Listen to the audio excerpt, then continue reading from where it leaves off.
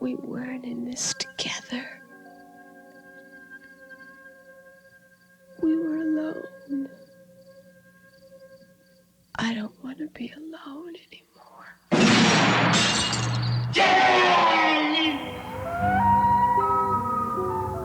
It's probably my favorite picture.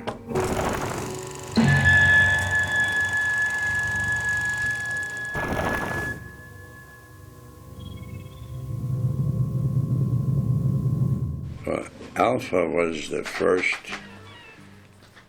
real feature. I call it a real feature. Less gimmicks. As a matter of fact, I wasn't even thinking of doing the gimmick of the head splitting and the eyeball coming out.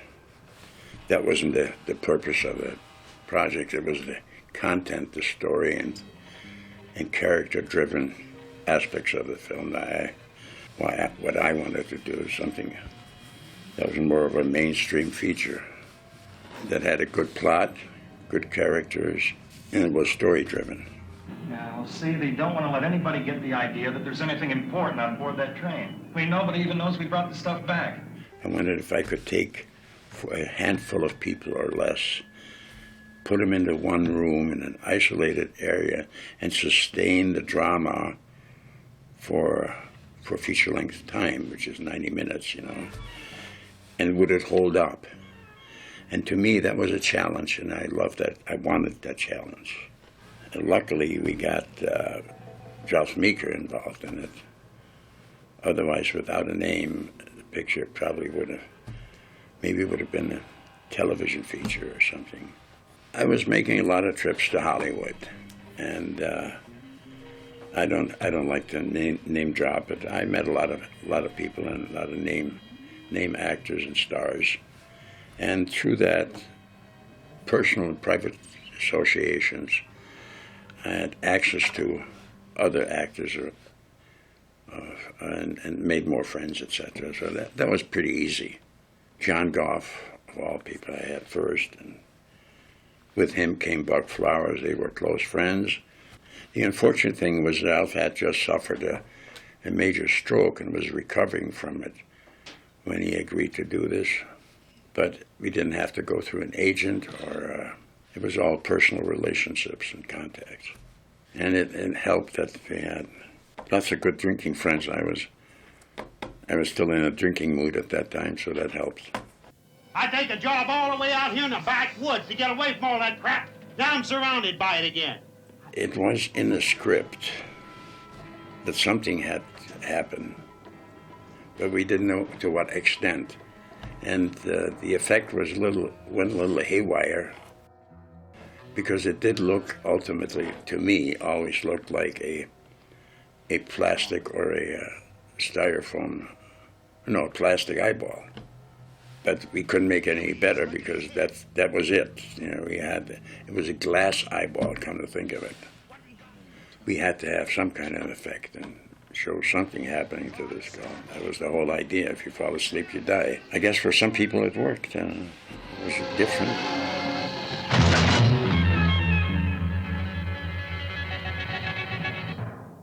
Certainly it was way ahead of its time, for sure, and a little bit anti-government, or the usual cover-ups and how they handle things.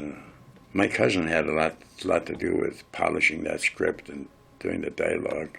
I had envisioned to cast a dynamite, buxom actress, like either Jane Mansfield or somebody like that, in the female role.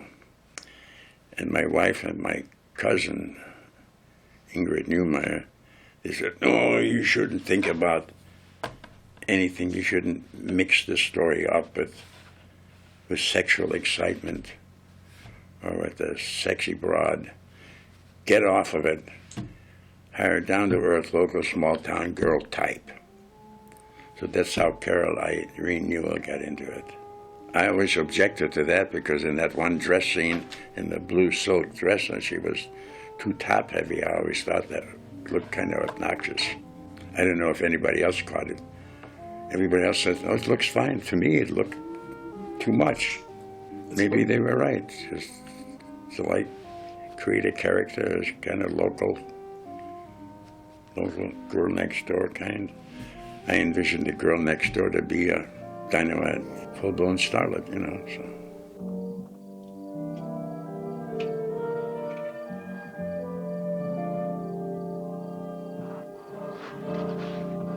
When Stafford got shot, and you could see the glowing, that was not expected. That wasn't supposed to happen. That was an accident. And I got pretty scared. I said, "Oh my God, we're gonna burn this guy to death."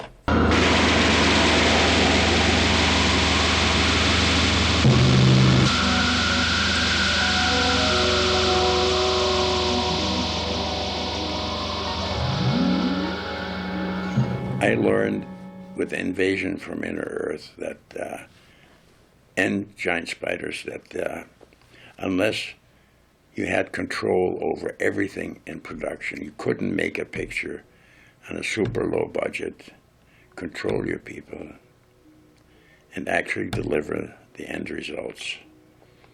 You had to have total control over every aspect of production.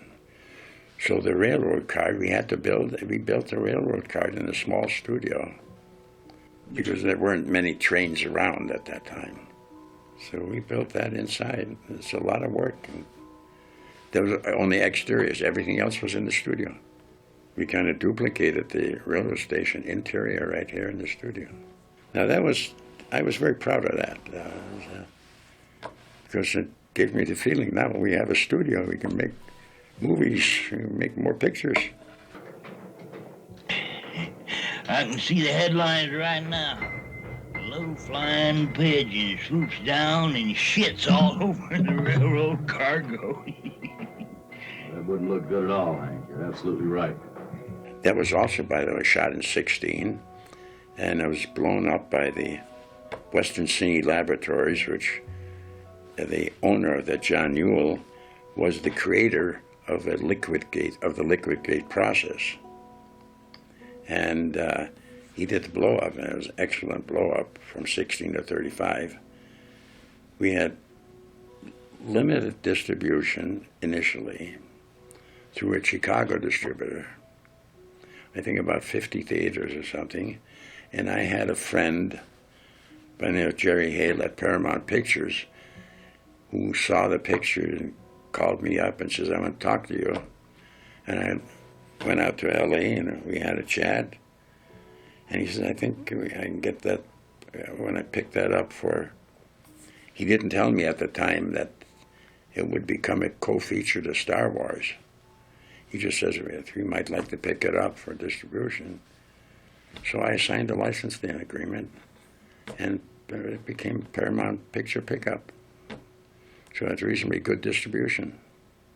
What the hell happened here?